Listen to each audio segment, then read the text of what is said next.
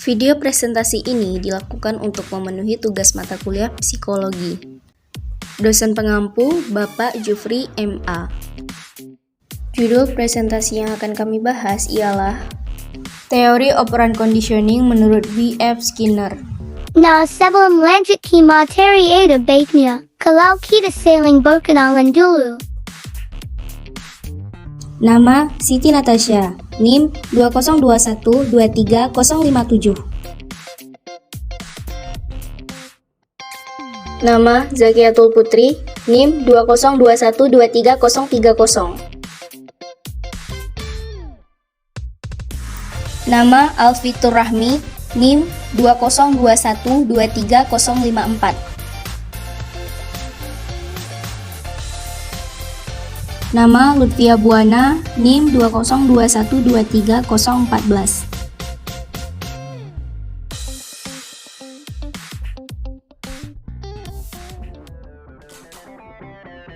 Riwayat hidup B.F. Skinner.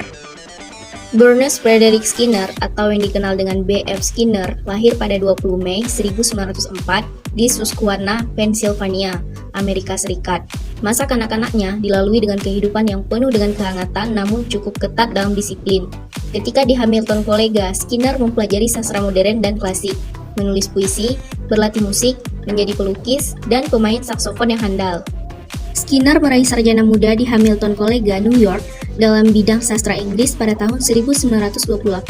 Tahun 1931, Skinner mulai memasuki kuliah psikologi di Universitas Harvard dengan mengkhususkan diri pada bidang tingkah laku hewan dan meraih doktor dan mengajar tahun 1931 sampai dengan 1936. Bidang psikologi yang didalami oleh Skinner adalah analisis eksperimental atas tingkah laku. Skinner melakukan penyelidikan terutama pada organisme infrahuman, biasanya tikus atau merpati. Dikenal sebagai tokoh behavioris dengan pendekatan model instruksi langsung dan meyakini bahwa perilaku dikontrol melalui proses operant conditioning. Latar belakang teori operant conditioning B.F. Skinner.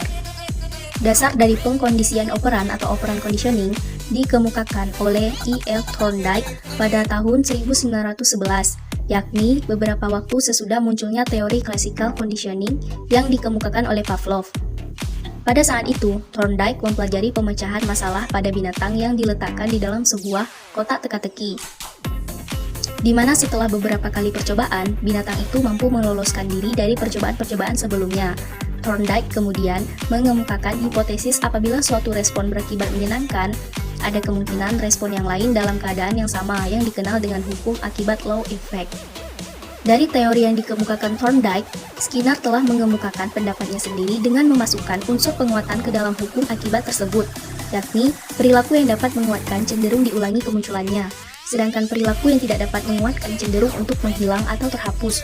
Oleh karena itu, Skinner dianggap sebagai bapak operant conditioning. Jadi, inti dari teori-teori Skinner tentang pengkondisian operan atau operant conditioning dalam kaitannya dengan psikologi belajar adalah dengan mengendalikan atau sembarang respon yang muncul sesuai konsekuensi atau resiko yang mana organisme akan cenderung untuk mengulang respon-respon yang diikuti oleh penguatan. Penelitian yang dilakukan oleh Skinner. Dalam dunia penelitian, konsep ini dapat dilihat pada tikus-tikus dalam percobaan Skinner. Teori ini didasarkan pada penelitiannya terhadap seekor tikus yang diletakkan di dalam Skinner box dengan dua buah lampu, masing-masing berwarna hijau dan merah. Lalu, di samping lampu tersebut ada sebuah tuas. Jika menggerakkan tuas di saat lampu hijau menyala, maka tikus akan mendapatkan makanan. Namun, jika memindahkan tuas saat lampu merah menyala, maka tikus akan menerima setruman ringan. Lama-kelamaan, tikus akan belajar bahwa tuas hanya boleh ditarik saat lampu hijau menyala. Hal ini menandakan bahwa tikus tersebut sudah berhasil menghubungkan antara perilaku dan konsekuensi melalui hadiah dan hukuman yang diterimanya. Dan ini adalah gambar tentang penelitian Skinner terhadap tikus atau disebut juga sebagai box Skinner. Bisa dilihat di dalam box tersebut telah terdapat satu tuas, dua lampu yang berwarna merah dan hijau, satu speaker, dan satu lubang untuk menghasilkan makanan. Dan untuk alas box tersebut akan menghasilkan setruman elektrik. Dapat kita uraikan, jika tikus tersebut menggerakkan tuas pada saat lampu berwarna hijau, maka akan mengeluarkan makanan. Itu disebut sebagai reward. Tapi ketika tikus tersebut menekan tuasnya pada saat lampu berwarna merah, maka ia akan mendapatkan setruman ringan dari dalam box tersebut, dan itu yang disebutkan dengan punishment. Jadi si tikus ini langsung paham ya, kalau misalnya dia tekan tuas pada saat lampu masih berwarna merah, itu akan menghasilkan setruman. Namun sebaliknya, jika ia menekan tuas pada saat lampu berwarna hijau, maka akan menghasilkan makanan. Jadi dari kejadian ini dia tidak akan menekan lagi tombol warna merah, karena dia sudah tahu kalau tombol warna merah itu tidak akan menghasilkan makanan. Jadi dia akan terus mengulang-ulang menekan tuas pada saat lampu berwarna hijau.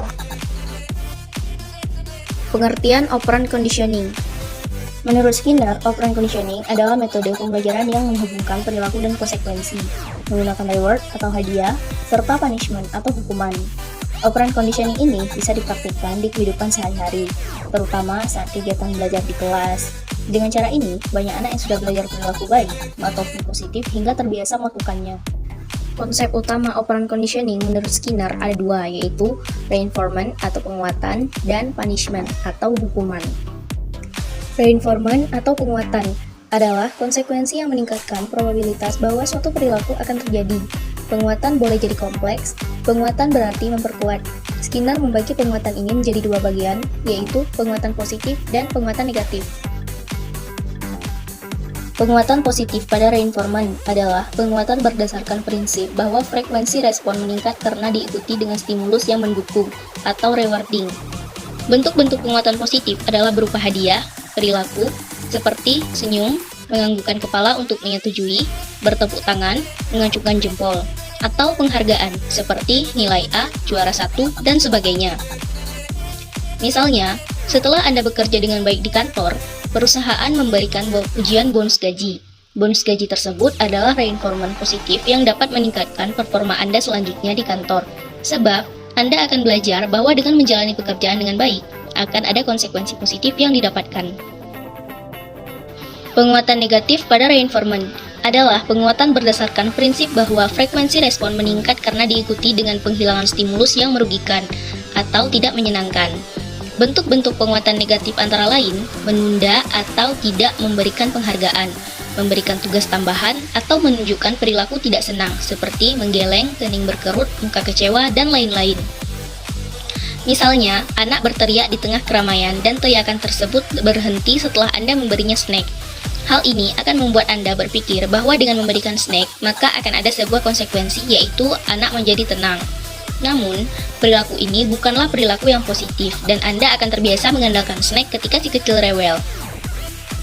Punishment atau hukuman adalah konsekuensi yang menurunkan probabilitas terjadinya suatu perilaku atau apa saja yang menyebabkan suatu respon atau tingkah laku menjadi berkurang, atau bahkan langsung dihapuskan atau ditinggalkan.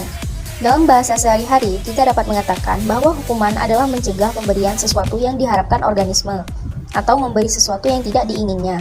Punishment dibagi menjadi dua, yaitu positif dan negatif.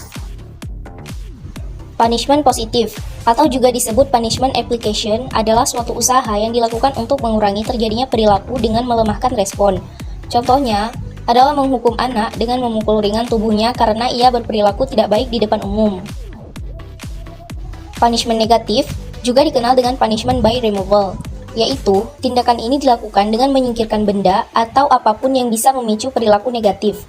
Misalnya, dengan melarang anak bermain HP dan menyimpan HP-nya apabila ia berperilaku buruk di depan umum. Skinner membedakan perilaku manusia ke dalam dua kelompok besar, yaitu perilaku responden dan perilaku operant. Masing-masingnya berhubungan dengan teori operant conditioning. Yang pertama, perilaku responden. Perilaku responden atau respondent behavior adalah perilaku yang muncul secara otomatis dan refleks, seperti menjauhkan tangan saat tidak sengaja menyentuh benda panas atau menggerakkan kaki saat dokter mengetuk lutut. Yang kedua yaitu perilaku operan. Perilaku operan atau operant behavior adalah perilaku yang kita pelajari dan akan keluar, baik secara sengaja maupun tidak sengaja saat ada suatu kejadian yang berhubungan. Operant conditioning pada kehidupan sehari-hari. Operant conditioning bisa dipraktikkan dalam kehidupan sehari-hari, baik untuk diri sendiri, anak, hewan, maupun orang lain. Contohnya, seperti memuji murid yang dapat menjawab soal dengan benar dengan memberinya nilai bonus sehingga murid lainnya juga ingin mendapatkan apresiasi yang sama. Melatih hewan peliharaan dengan memberikannya makanan setiap ia menuruti perintah yang diberikan. Menghukum anak dengan mengambil HP-nya apabila ia tidak menyelesaikan pekerjaan rumah. Aplikasi Skinner terhadap pembelajaran. Bahan yang dipelajari dianalisis sampai pada unit-unit terkecil. Hasil belajar harus segera diberitahukan kepada siswa, jika salah dibetulkan dan jika benar diperkuat. Dalam proses pembelajaran tidak dikenakan hukuman. Dalam pendidikan mengutamakan mengubah lingkungan untuk menghindari pelanggaran agar tidak menghukum. Tingkah laku yang diinginkan pendidikan diberi hadiah. Hadiah diberikan kadang-kadang atau jika perlu. Kelebihan dan kelemahan teori operant conditioning. Kelebihannya, dengan diterapkannya dalam pendidikan akan memberikan semangat tersendiri bagi siswa karena adanya pemberian hadiah, sehingga memacu semangat untuk belajar. Siswa lebih aktif dan semangat menjawab pertanyaan dari guru dengan harapan akan mendapatkan reward. Memacu siswa untuk terus berpartisipasi di dalam kelas.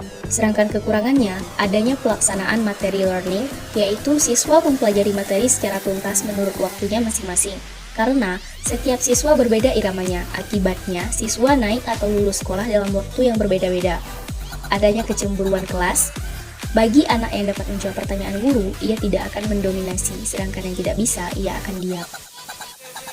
Kesimpulan dari teori operant conditioning oleh B.F. Skinner, dari uraian di atas, dapat disimpulkan bahwa teori operant conditioning ialah suatu teori yang menggunakan konsekuensi yang menyenangkan dalam mengubah tingkah laku, yang mana dalam pelaksanaannya ada pemberian reward dan tidak adanya hukuman. Yang baik dalam pendidikan kadang-kadang jika dipandang perlu teori ini juga mempunyai kelebihan dan kekurangan, seperti yang dijelaskan tadi. Alangkah baiknya jika penerapan teori tidak diterapkan sepenuhnya, tetapi juga digabungkan dengan teori yang lainnya, sehingga akan tercipta suatu tujuan pendidikan yang diinginkan. Kritik terhadap pemikiran Skinner. Yang pertama, teori Skinner tidak menghargai harkat kemanusiaan. Manusia bukanlah mesin yang hanya diatur oleh lingkungan. Manusia juga bukan robot, tetapi manusia adalah organisme yang memiliki kesadaran untuk bertingkah laku dengan bebas dan spontan. Yang kedua, generalisasi tingkah laku merpati mematuk makanan menjadi tingkah laku manusia yang sangat kompleks, terlalu jauh atau luas. 3. Gabungan pendekatan nomotetik ideografik dalam penelitian dan pengembangan teori banyak menimbulkan masalah metodologis. 4. Pendekatan Skinner dalam terapi tingkah laku secara umum dikritik hanya mengobati simptom, mengabaikan penyebab internal mental dan fisiologis. Sekian dari kami, kelompok 1. Mohon maaf apabila ada kesalahan pengetikan dan pengucapan. Thank you for watching. Don't forget subscribe, like, comment, and share. Assalamualaikum warahmatullahi wabarakatuh.